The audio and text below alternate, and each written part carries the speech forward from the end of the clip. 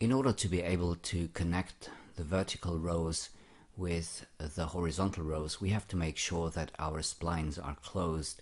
Right now, our splines are open here at the bottom and at the top. And that means that each of these vertical rows consists of two separate segments. If I try to close that spline, what happens is that Cinema 4D will close each of these segments and not the rows. So what we have to do in order to prevent this from happening is we have to join the segments first. And we can do that by selecting 2 points down here, for example, and then using join segment. And we have to do this for all of the points down here.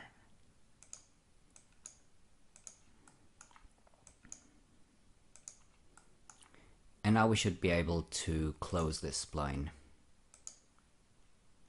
And you can see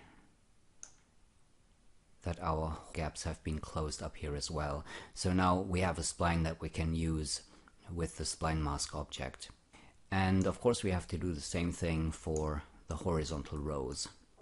So I'm going to select 2 points here and here and join all of these segments.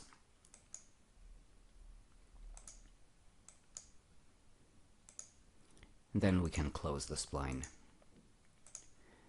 So now we can put the splines into a spline mask object and combine them. And let's make the spline mask object editable. And next I'm going to put the heart outline into a spline mask object. I'm going to add our gap splines. Let's call this heart. And we have to change the mode of this spline mask object from union to A subtract B. And let's make it editable. Go back to model mode. I'm going to reset the rotation to 0. And I'm also going to rotate the reference image back to 0. And now let's add an extrude object, and I'm going to change the movement to maybe 10. And also let's add some fillet caps. And we have to make the radius quite a bit smaller. Let's try 1. And I'm also going to stick with 1 for the steps. If you want more detail, you can add more steps. But for this example, I'm going to stick with just 1 step. And I think we could increase the radius a little bit. So let's do maybe 1.2. And that's looking pretty good.